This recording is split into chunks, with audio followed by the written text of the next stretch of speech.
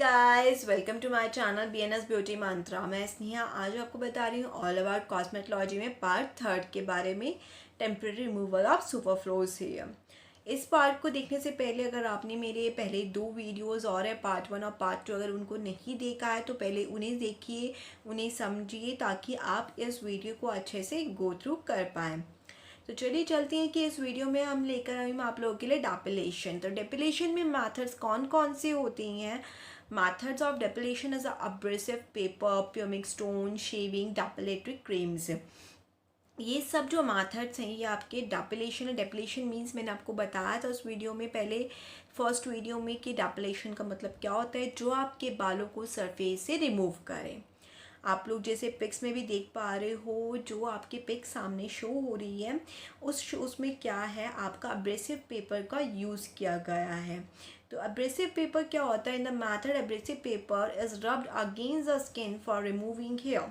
The method was use in the earlier times. पहले जब कुछ भी ऑप्शन नहीं होता था तो अब्रेसिव पेपर का यूज़ करके स्किन से बालों को रिमूव किया जाता था। बहुत ज़्यादा ये पेनफुल होता था और कई बार ब्लड की क्लॉटिंग्स भी होती थी इसके अंदर। तो इसका जो अब अब्रेसिव पेपर का यूज़ है वो अब नहीं किया जाता है क्योंकि बहुत अदर ऑप्शंस और आ गए हैं।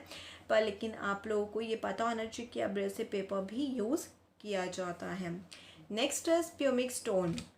Pumic stone जो होता है, it is a porous stone which removes hair from the skin top only. It is a very slow process of removing hair. It is never used in beauty parlors for removing unwanted hair. आप लोग के सामने आप लोगों को दिख रहा है कि प्यूमिक स्टोन है। प्यूमिक स्टोन में छोटे छोटे छेद हो रहे हैं, इससे वे बालों को रिमूव किया जाता है। ये भी बहुत एक पेनफुल मेथड है जो अब नहीं यूज़ किया जाता है, पर लेकिन अगर आप लोग इसको यूज़ करेंगे तो बहुत ही पेनफुल रहेगा। स्किन में रैशेस भी हो जाया करते थे।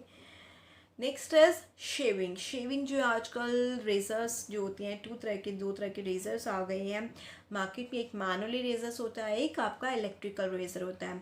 मैनुअली रेजर्स जो आपको पता है कि ब्लेड डालकर उसका यूज़ किया जाता है, वो मैनुअल रेजर से आपको पिक्चर में भी गिवन बिलो है। और इसी तरह से आप लोगों का इलेक्ट्रिकल रेजर जो मैंने पिक्चर में दे रखा है वो स्विच में लगा के या ऐसे इलेक्ट्रिकल रेजर से आप सेल लगा लीजिए तो आप उसको ईजिली वर्कआउट हो सकता है आपका। ये दोनों ही रेजर्स बहुत अच्छे रहते हैं, पर इलेक्ट्रिकल रेजर्स जो बहुत कन्वीनियंट है यूज़ करने के लिए, और इसे यूज़ हम कर सकते हैं और बहुत ईजिली यूज़ करना है और आराम से अपनी हेयर्स को रिमूव कर सकते हैं without any pain. Next is depilatory creams. अब depilatory creams are chemicals that dissolve the hair so it can be wiped और वॉश्ड अवे। ये जो होता है डेपिलेटरी क्रीम, जैसे आप लोगों को पिक्चर में है शो हो रहा है कि वीट है, फ्रिंज आती है, बहुत सारी सी डेपिलेटरी क्रीम्स आती हैं जो आप अपनी स्किन पे लगाएंगे। आपको 10-15 मिनट्स वेट करना पड़ता है। उसके बाद जो आपके बाल होती हैं वो एक तरह से वहाँ से डिज़ोल्व हो जाती हैं और वो स्किन से हट जाते हैं और आप उन्हें अपना वॉश करके या किसी भी टिश्यू से वाइप करके अपनी ईजिली क्लीन कर सकते हैं। इसमें भी कोई आपको पेन नहीं होता है। पर क्या है इनका, आपके कुछ टाइम बाद ही, कुछ घंटों बाद ही आपके हेयर्स ग्रो होने शुरू हो जाएंगे, बिकॉज आपके ये जो हेयर्स हैं वो रूट से रिमूव नहीं हुए, सरफेस से रिमूव हुए हैं। अब इसमें एलर्जी टेस्ट करना होता है, किसी को कोई एलर्जी ना हो जाए। डेपिलेटरी क्रीम्स का यूज़ करने से पहले एलर्जी टेस्ट ज़रूर कर लीजिएगा। Some people are allergic to many. Always perform an allergy test 24 hours prior to applying depilatory cream. To take this test, apply a small amount of depilatory cream behind the ear. Leave it on 15 minutes, then remove. If there is no positive reaction after 24 hours, proceed with the treatment.